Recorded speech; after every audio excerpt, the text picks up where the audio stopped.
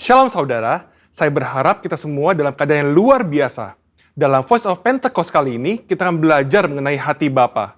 Seperti yang kita tahu bahwa Allah menciptakan dan menempatkan manusia sebagai ciptaan yang istimewa dibandingkan dengan ciptaan lainnya.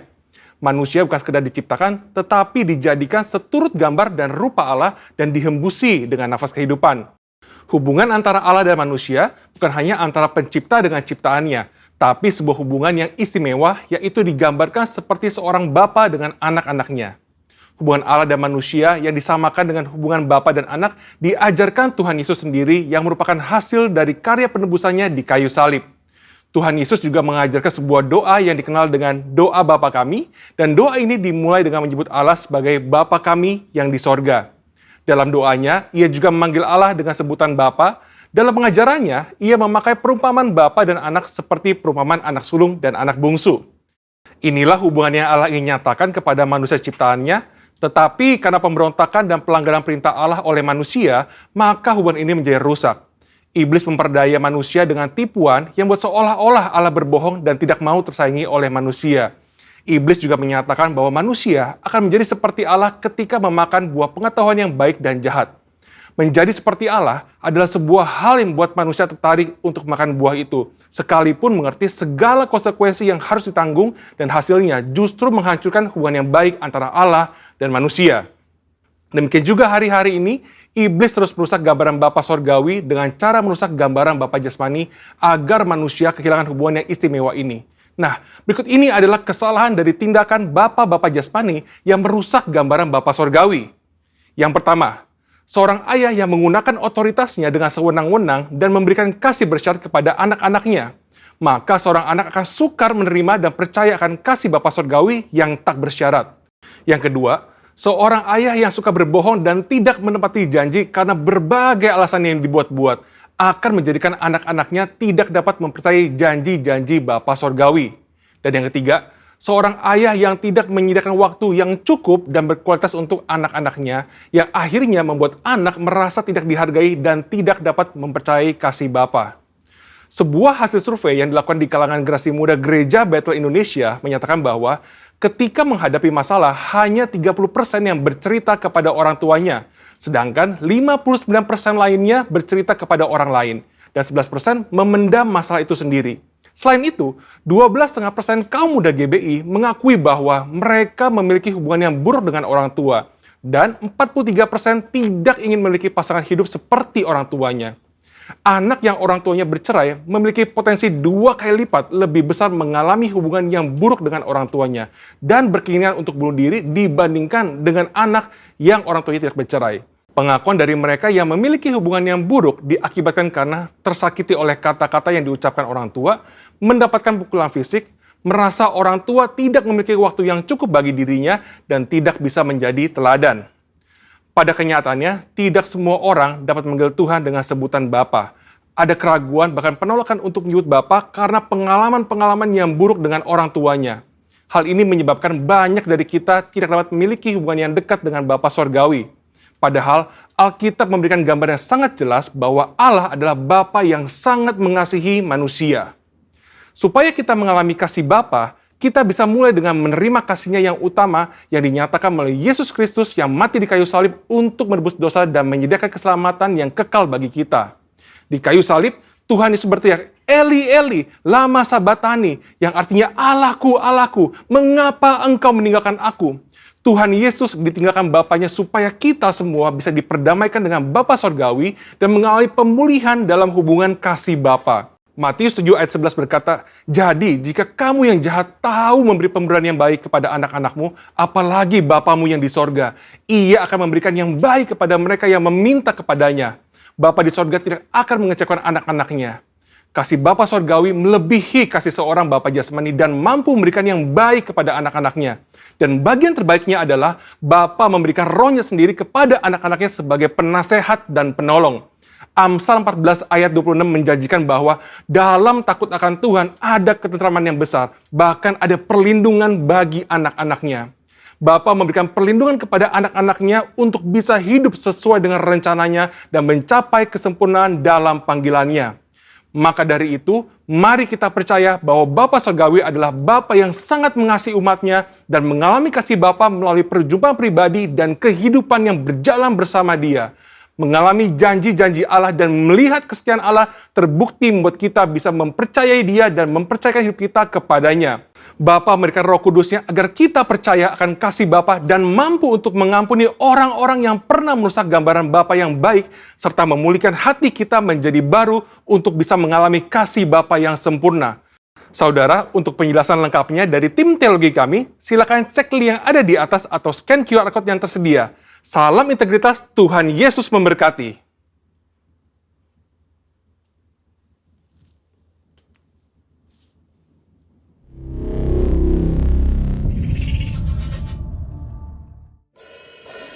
Shalom Jemaat GPI Cibubur Raya. Dari rumah-rumah katakan shalom. Haleluya. Mari sama-sama hari ini kita bersuka cita. Sebab Dia Tuhan yang kebaikan yang melimpah dalam hidup kita. Hari ini harinya Tuhan. Mari kita bersukaria. Hari ini harinya Tuhan. Mari kita bersukaria. Bersuka.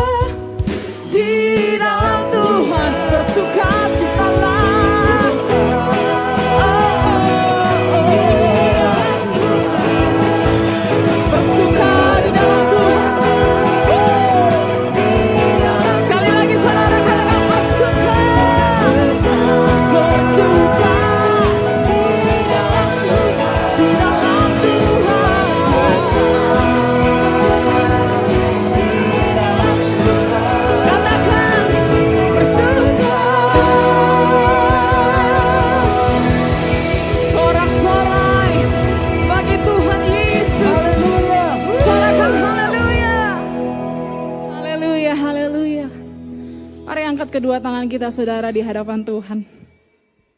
Engkau Tuhan yang memberikan setiap kami sukacita. Engkau Tuhan yang selalu ada bersama-sama dengan kami. Sungguh Engkau Bapa kami yang baik ya Tuhan. Dan biar hari ini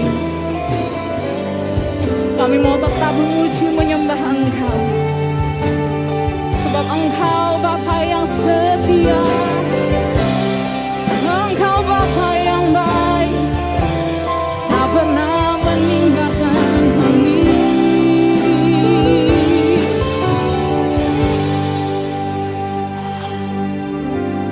Bapa, Engkau baik.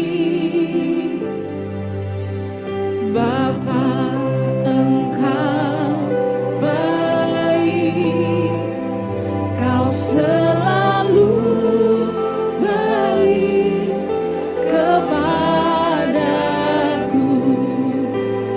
Bapa, ku cinta Kau.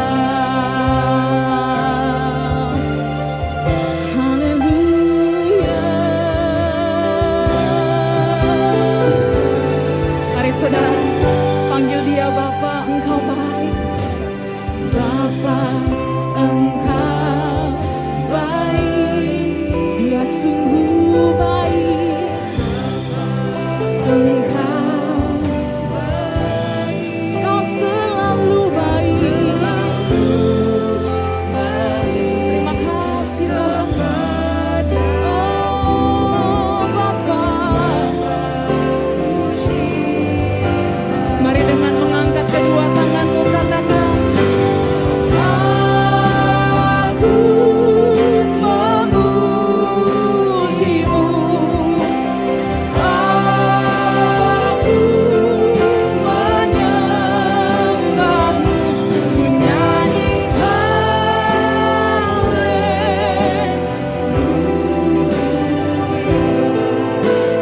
Bapa. Aku memujimu Tuhan, aku memuji, oh kami memujimu, aku menyembahmu, ku nyanyi haleluya.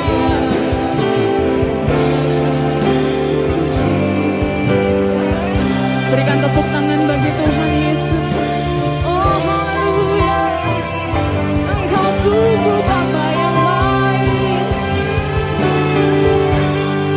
Mari sama-sama saudara katakan, Bapa, Engkau baik.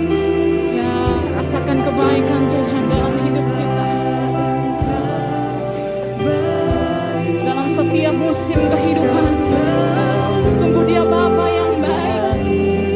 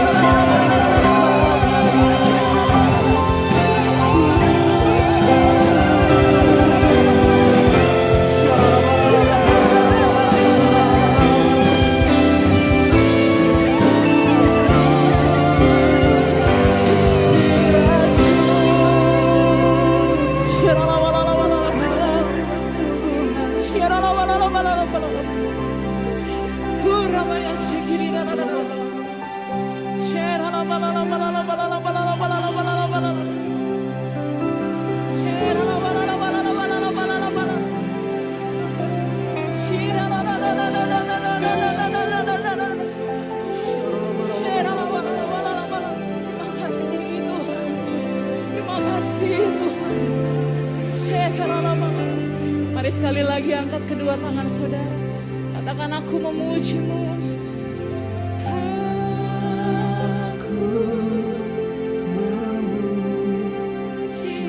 Amin. Aku menyembah-Mu, ku nyanyi haleluya.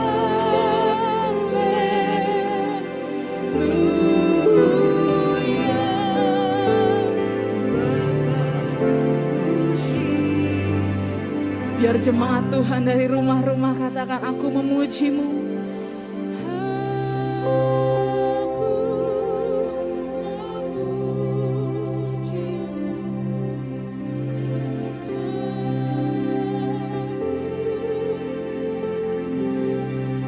Apapun musim kehidupan kami Tuhan, kami mau tetap putuskan untuk memuji menyembah Engkau. Oh rabakasyara labayara labayara labayara labayara labayara. Oh rabakasyara labayara labayara. Mari jemaat Tuhan katakan aku memuji-Mu.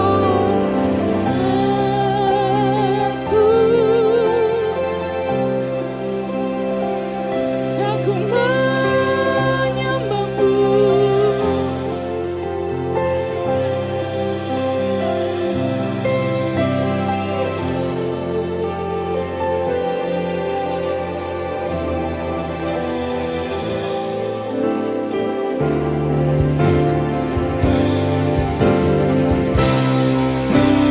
Aku memuji-Mu Tuhan. Aku memuji-Mu.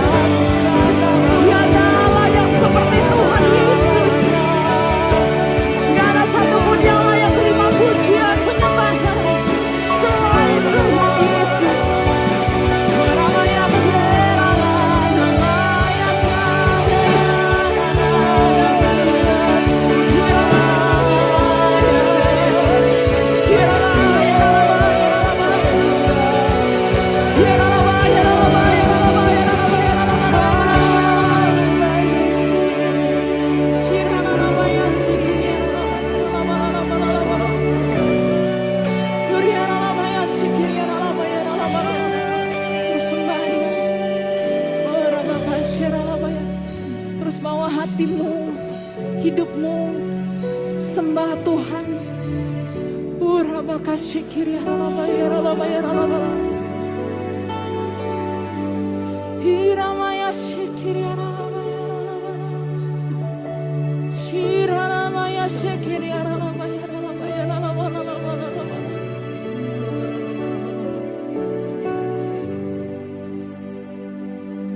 Bless the Lord, oh my soul, oh my soul, worship His holy name. Sing like never before, oh my soul, I worship Your holy name. Bless the Lord. Bless the Lord, oh my soul, oh my soul, worship His holy name. Sing like never before, never before. Oh my soul, I worship Your holy name. Bless the Lord, bless the Lord, my soul, oh my soul, bless His holy name. Jiwa kami memberkati Engkau ya Tuhan. Jiwa kami memuji, memuliakan nama Tuhan. I worship. We bless the Lord, we bless the Lord, we bless the Lord. We worship You, our Lord. Yes, Lord.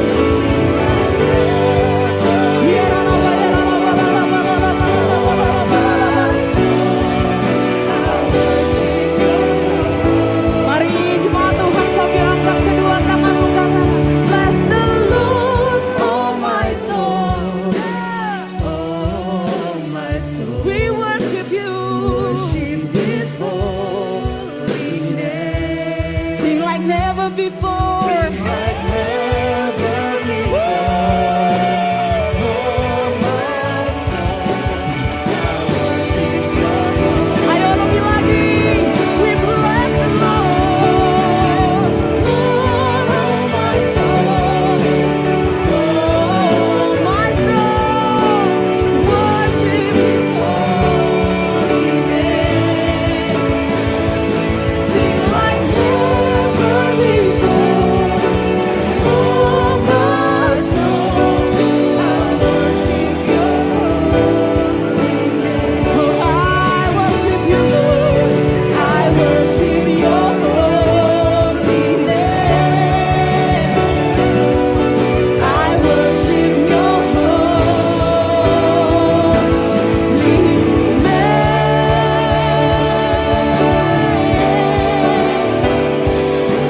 Sorakan haleluya.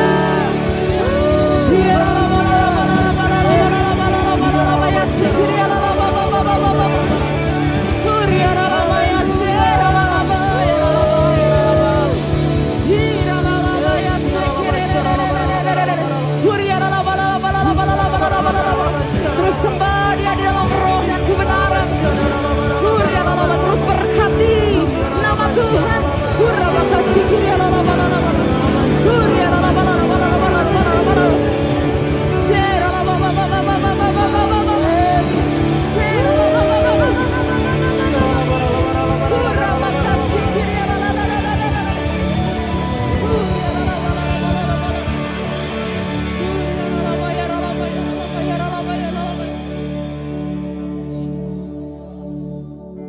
Mari Bapak Ibu Saudara kekasih sidang jemaat yang dikasihi Tuhan, mari kita merendahkan hati di hadapan Tuhan, karena Dia ada di saat kita memuji menyembah Dia. Kuasanya sempurna di saat kita mengaku dosa, di saat kita merendahkan hati. Dia hadir di bangsa ini. Pemulihan bangsa ini terjadi oleh kuasanya, karena ada hadiratnya memulihkan Bapak Presiden, Wakil Presiden, Presiden.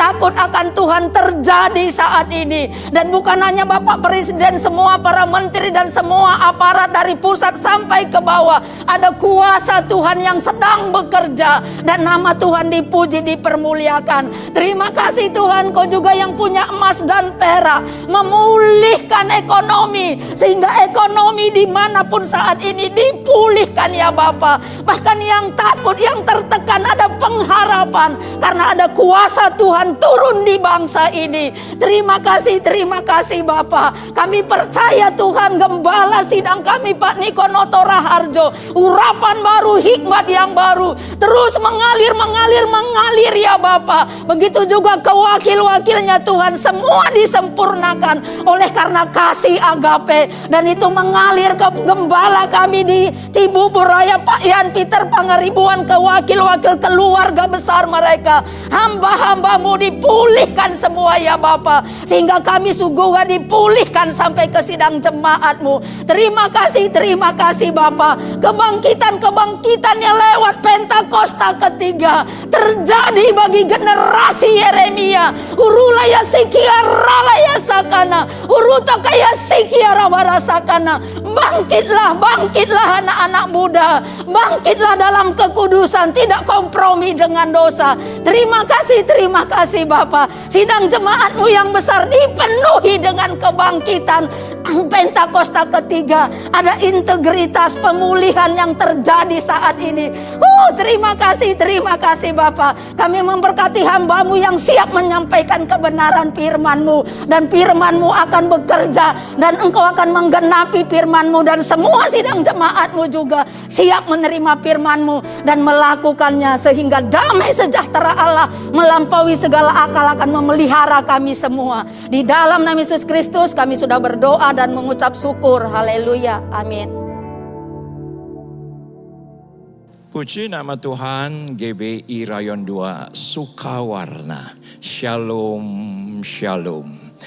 Hari ini saya menyapa saudara tidak dengan satu shalom, tetapi shalom yang mana tradisi bangsa Israel dalam keseharian mereka menyapa dengan shalom yang artinya adalah nothing is broken di dalam, nothing is missing di luar. Tidak ada yang rusak di dalam jiwa kita dan tidak ada yang hilang dari apapun yang Tuhan percayakan di sekitar kita. Itu pun adalah doa daripada Yohanes kepada Gaius dalam 3 Yohanes 1. Agar jiwamu baik-baik saja, engkau sehat-sehat saja, bahkan Tuhan pelihara kita baik-baik saja. Mungkin ada di antara Anda, Pak Pendeta, punten, saya sedang isoman. Pak Pendeta, maaf, keuangan saya tidak terlalu baik. Mungkin ada di antara Anda berkata, Pak, saya nggak bisa buka toko, usaha saya ditutup. Tetapi jangan pernah kita menilai kasih Tuhan dalam kehidupan kita berdasarkan keberadaan kehidupan kita. Saya ulangi sekali lagi. Jangan pernah kita menilai, kita melihat kasih Bapa dalam kehidupan kita seperti kita melihat keberadaan diri kita. Mungkin keberadaan kita tidak baik-baik, tapi kasih Bapa tidak pernah berubah.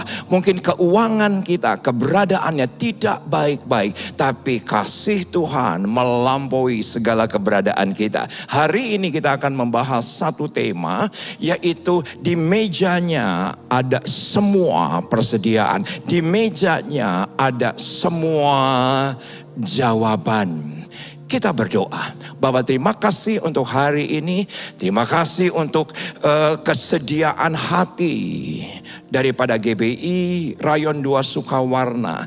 Kami haus akan Engkau, kami menantikan akan Engkau, karena Engkau adalah firman itu sendiri. Dan hari ini kami masuk atas undangan persediaan di mejamu. Kami tahu di sana ada mukjizat, di sana ada kemenangan, di sana ada pemulihan, di sana ada terobosan. Kami siap untuk menerima seperti Maria yang terbaik yang datang daripada Allah. Sama-sama yang siap, kita katakan amin. Kita langsung buka 1 Korintus pasal yang ke-11. 1 Korintus pasal yang ke-11, Paulus mengawali. Di ayat yang kedua, Paulus memuji keberadaan daripada gereja atau jemaat yang ada di Korintus. Saudaraku, kota Korintus adalah satu kota yang pada zaman Paulus adalah kota metropolis. Orang-orangnya metropolis, keadaannya metropolis karena pusat daripada bisnis ketika itu. Tetapi saudaraku, di tengah-tengah keberadaan yang metropolis daripada kota Korintus, tetapi juga terkenal di kota Korintus adalah pelacur-pelacurnya. Terkenal dengan hidup yang hedon, hidup yang pesta pora, terkenal.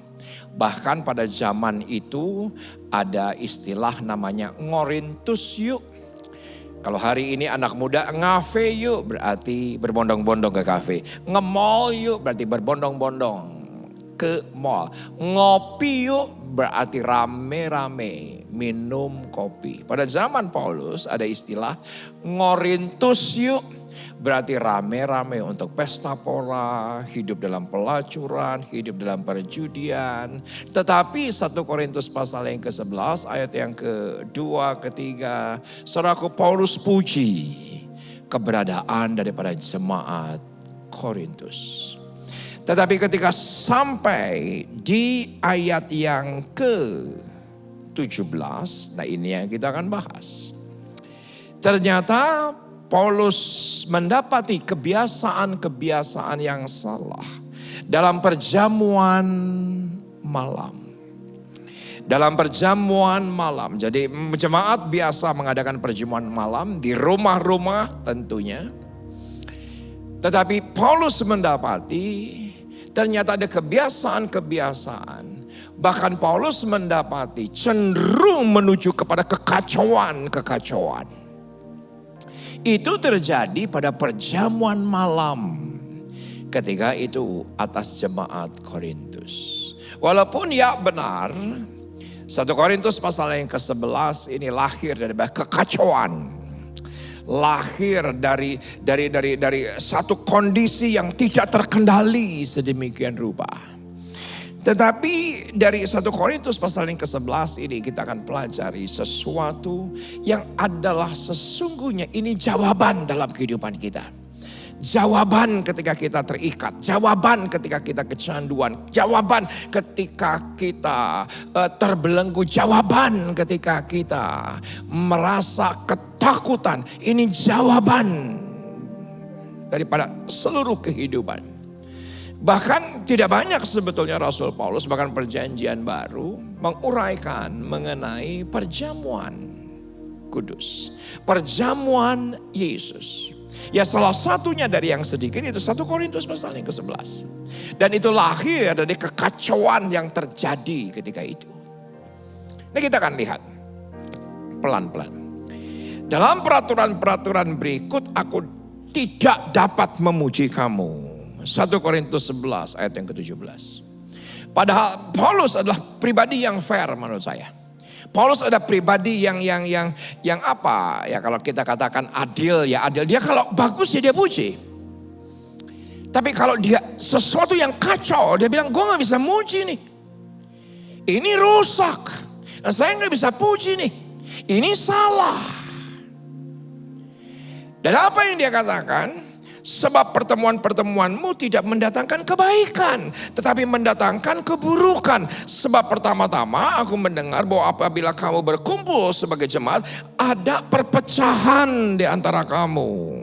Dan hal itu sedikit banyak aku percaya. Kumpul sih kumpul, tetapi perpecahan. Ke gerejanya ke gereja, tapi perpecahan. Ya di rumahnya di rumah, tapi perpecahan. Itu mungkin yang sedang terjadi hari ini. Di sekitar kita. Dan pada zaman itu ternyata orang yang berkumpul di rumah-rumah jemaat, saya nggak tahu bentuknya ini komsel kah? Saya nggak tahu ini bentuknya. Apakah mereka ini sedang berkumpul memang seperti yang ada di sinagog kah? Tetapi ketika itu mereka berkumpul di rumah-rumah, berkumpul sebagai jemaat, tapi ada perpecahan. Sebab di antara kamu harus ada perpecahan dan selalu ada perpecahan. Kayaknya memang itu tuh sesuatu yang dibiasakan. Supaya nyata nanti siapakah di antara kamu yang tahan uji. Apabila kamu berkumpul, kamu bukanlah berkumpul untuk makan perjamuan Tuhan. Ini penting, perhatikan. Sebab pada perjamuan itu tiap-tiap orang memakan dahulu makanannya sendiri. Jadi mereka datang beramai-ramai, tersaji makanan yang pada umumnya mereka makan. Yang makan yang hanya gunanya untuk kenyang atau dan tidak kenyang, seperti itu. Mereka makan terlebih dahulu, sehingga yang seorang lapar dan yang lain mabuk. Dan ketika mereka sajikan di tengah-tengah pesta pora, di tengah-tengah hedon, di tengah-tengah keadaan yang sedemikian rupa, saudaraku, tetapi ketika itu berlangsung di rumah-rumah jemaat, mereka tetap lakukan perjamuan kudus. Itu konteksnya. Itu konteksnya. Pelan-pelan. Ya, ini adalah ayat yang di ayat yang ke-22 sampai 27 adalah ayat-ayat yang sering kita dengar ketika sebelum ibadah perjamuan kudus, sakramen perjamuan kudus kita lakukan. Tetapi yuk sama-sama kita hari ini belajar yang sesuai dengan konteksnya. Ternyata konteksnya ada kebiasaan-kebiasaan yang hedon. Ada kebiasaan pesta pora ketika itu. Jadi saya tulis di slide bahwa perjamuan Tuhan tidak dapat, tidak boleh dan tidak bisa disejajarkan dengan perjamuan manusia. Tidak bisa. Itu konteksnya. Jadi kalau saya sederhanakan apa yang kita baca barusan dari ayat yang ke-17 hingga ayat yang ke-21. Perjamuan Tuhan tidak dapat, tidak boleh, tidak bisa disejajarkan dengan perjamuan pesta manusia. Tidak boleh. Dan itulah yang sedang terjadi. Jadi mereka campurkan perjamuan malam di tengah-tengah jemaat dengan perjamuan manusia. Perjamuan manusia. Perhatikan apa yang saya katakan. Ujungnya cuman kenyang, puas. Tapi perjamuan Tuhan, perhatikan. Kita akan mendapatkan keselamatan, pemulihan, kesembuhan, mukjizat, kemenangan. Saudaraku, perjamuan Yesus tidak bisa disejajarkan dengan perjamuan manusia. Nah, mungkin hari ini menjadi aplikatif. 15 atau 16 bulan kita sudah beribadah di rumah-rumah. Ya benar, beberapa gereja beberapa bulan yang lalu ibadah onsite. Walaupun itu cuma 10%, 20%. Tapi 80% tetap di rumah. Dan ini menjadi ujian dalam kehidupan kita. Gereja Tuhan, dengar. Kita ada di rumah. Apakah sikap kita, akhlak kita di hadapan Tuhan itu mencerminkan kasih kita kepada Tuhan? Kita harus berpikir ulang.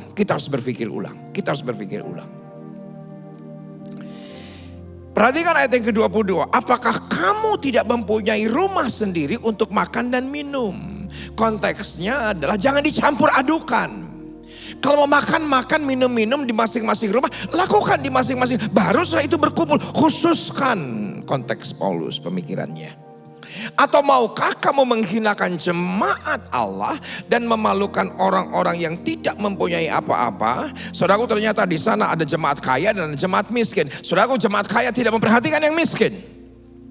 Tidak pedulikan yang miskin. Yang penting yang kaya puas.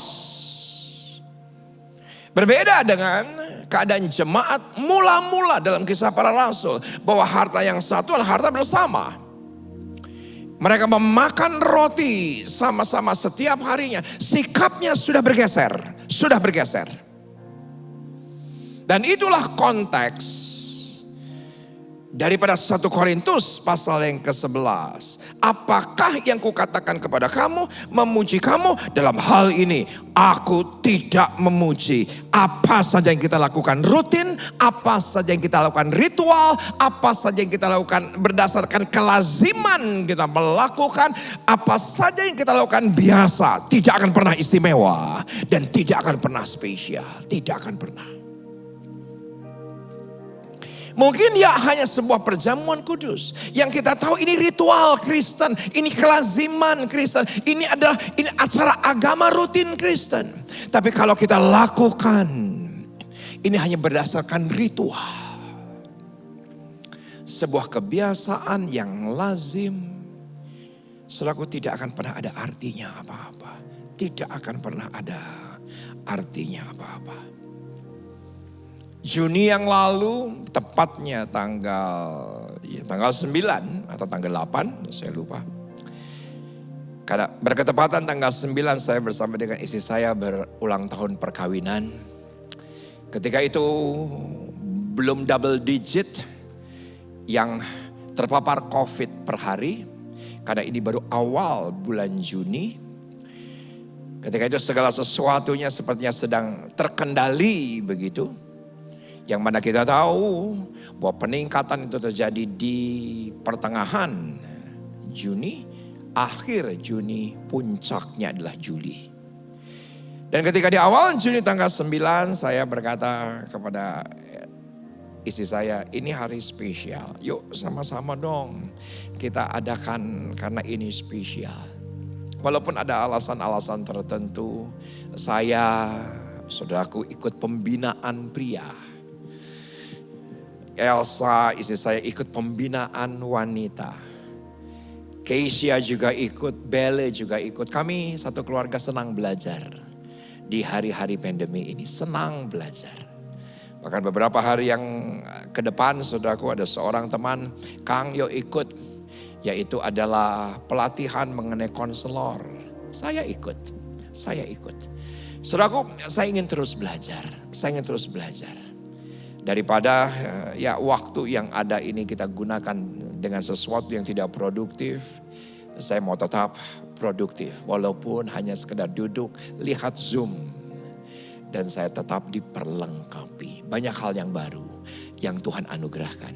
Dan saya tahu di hari itu tanggal 9 itu kalau tidak salah Selasa. 10-nya Rabu, 11-nya Kamis, kita sibuk tetapi yuk ini kita ambil waktu yang spesial untuk kita rayakan ulang tahun perkawinan. Tetapi yang tidak pernah saya lupakan sebelum kami berangkat, kami tetap bawa yang namanya perjamuan kudus. Saudaraku, karena kami tahu perkawinan kami sekian puluh tahun. Bahkan hari ini menjadi berkat dan terus diberkati dan menjadi berkat. Semua karena karya Tuhan. Kami datang dengan rasa bahwa ini bukan rutin, ini bukan biasa, ini spesial. Dan ketika kami lakukan, ada berkat Tuhan yang luar biasa dan terus mengalir. Ada kekuatan yang luar biasa dan terus mengalir. Setelah itu kehidupan tidak mudah. Gereja harus tutup, tidak mudah. Kita harus kembali online, tidak mudah. Banyak teman-teman yang volunteer maupun jemaat juga terpapar dan isoman, ada gejala ringan, ada gejala menengah. Tidak mudah. Tetapi apa saja yang kita lakukan dengan ini spesial, walaupun cuma di rumah. Saudaraku, saya percaya ada sesuatu yang Tuhan nyatakan dalam kehidupan kita. Saudaraku, 15 bulan terakhir ini dengan keadaan yang online, dengan keadaan, saudaraku mungkin Anda berkata, yang penting perjamuan kudus sambil dengerin khotbahnya, saudaraku sambil lari, dengerin khotbahnya sambil jalan kaki, dengerin khotbahnya, saudaraku sambil nonton, denger khotbahnya, saudaraku di sini laptop, di sini khotbah, di sini WA, di sini khotbah, di sini Instagram. Saudaraku pakai laptop yang sama sambil denger khotbah, nanti kalau perjamuan kudus ya ambil ya roti, ambil ya teh. Saudaraku, perhatikan. Kita harus hormati perjamuan Yesus sendiri. Kenapa? Ayat 23, 24, 25. Ini indah. Sebab apa yang telah kuteruskan kepadamu telah aku terima dari Tuhan. Yaitu bahwa Tuhan Yesus pada malam waktu ia diserahkan mengambil roti. Dan sesudah itu ia memecah-mecahkannya atasnya. Dan berkata, inilah tubuhku yang diserahkan bagi kamu. Perbuatlah ini menjadi peringatan akan aku. Demikian juga ia mengambil cawan sesudah makan lalu berkata, cawan ini adalah perjanjian baru yang dimateraikan oleh darahku. Perbuatlah ini setiap kali kamu minumnya menjadi peringatan akan aku. Perhatikan pewahyuan ini. Saudaraku, Paulus bukan salah satu daripada 12 murid. Paulus bukan salah satu daripada 12 murid. Paulus bukan salah satu dari 120 murid yang ada di loteng atas. Paulus bukan salah satu dari 500 murid yang ketika Yesus menampakkan diri 40 hari menampakkan paling sedikit kepada 500 orang. Paulus bukan salah satunya. Bukan. Tapi ketika dia perjamuan kudus, apa yang terjadi? Dia mengimajinasikan dia ada di antara yang 12 itu. Itu dahsyat. Itu dahsyat. Perhatikan. Saya ulangi sekali lagi. Paulus bukan salah satu dari 12 murid. Paulus bukan salah satu dari 120 murid. Paulus bukan salah satu dari 500 orang yang Yesus temui ketika hari-hari penampakan 40 hari. Paulus bukan bagian daripada itu. Tetapi dia bilang begini. Dia bilang gini. Sebab apa yang telah aku teruskan kepadamu telah aku terima dari Tuhan. Padahal dia tidak ada di sana.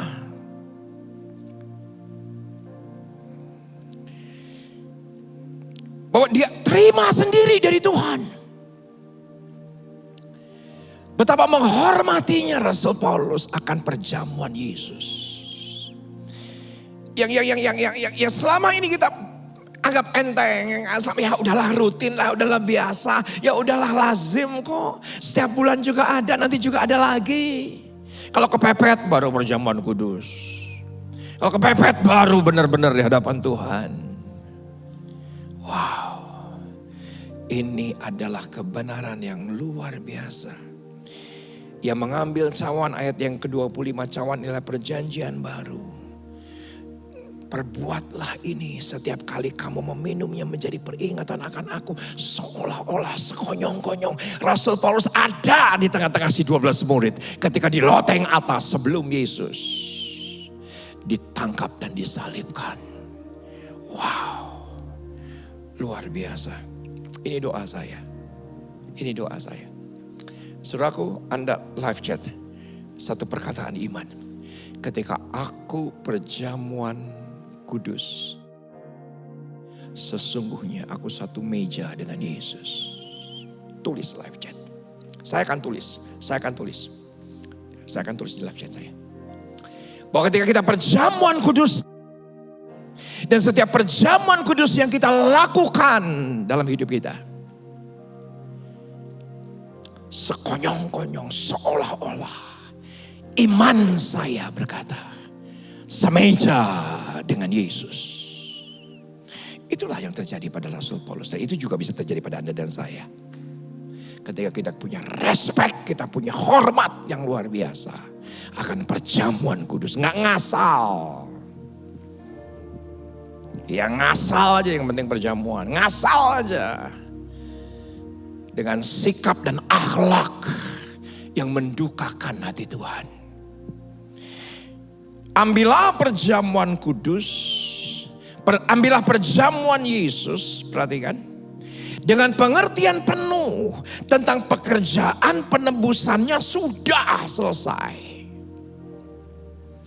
Bahwa COVID itu sudah selesai, penderitaan sudah selesai, kanker sudah selesai, ginjal sudah selesai, kebodohan sudah selesai, kemiskinan sudah selesai. Yuk sama-sama kita dengan pengertian ketika kita angkat cawan yang ada di tangan kita dengan pewahyuan bahwa penebusan Tuhan atas hidupmu sudah selesai.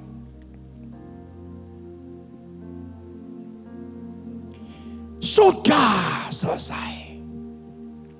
Saya mendorong jemaat Tuhan, gak perlu nunggu hari Minggu. Anda di rumah saja. Pak, ini kan harus pendeta.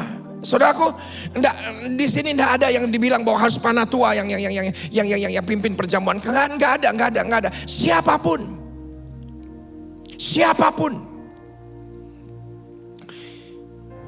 Ada beberapa orang yang datang kepada saya, Pak Pendeta, ada jemaat yang datang ke Sawangan, datang ke sekretariat minta perjamuan kudus, boleh nggak? Boleh.